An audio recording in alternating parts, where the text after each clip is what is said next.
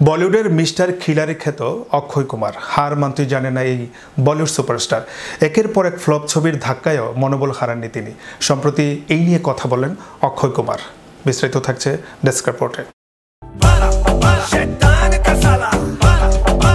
সম্প্রতি অক্ষয় কুমার অভিনীত selfie, mission Raniganj, বড় মিয়া ছোট মিয়া, সরফিয়ার মতো ছবি বক্স অফিসে চূড়ান্তভাবে ফ্লপ হয়েছে।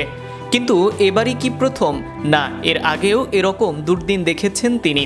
কিন্তু দুঃসময়ের কাছে মাথা নোয়াননি অক্ষয়, আবার ঘুরে দাঁড়িয়ে মূল স্রোতে ফিরেছেন আর ঝুড়ি ভরা হিট ছবি উপহার দিয়েছেন এই বলিউড তারকা। সম্প্রতি খেল খেল মে ছবির ট্রেইলার মুক্তির অনুষ্ঠানে মিস্টার খিলাড়ির গলায় সেই হারনা মানা কথাই শোনা গেল। ফ্লপ ছবির প্রসঙ্গে উঠতেই অক্ষয় কুমার বলেন, আমি একটা কথা আপনাদের বলতে চাই। দীর্ঘ সময় ধরে আমার সব ছবি ফ্লপ হয়েছে।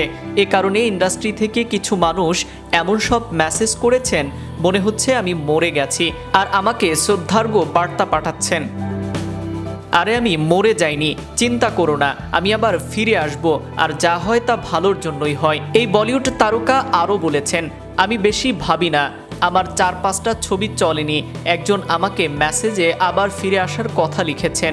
আমি তো এখানেই আছি, কোথাও যাইনি, আর কাজ করছি, তাই আবার ফেরার কথা কেন বলা হচ্ছে? আমি আগের মতোই পরিশ্রমের সঙ্গে কাজ করব।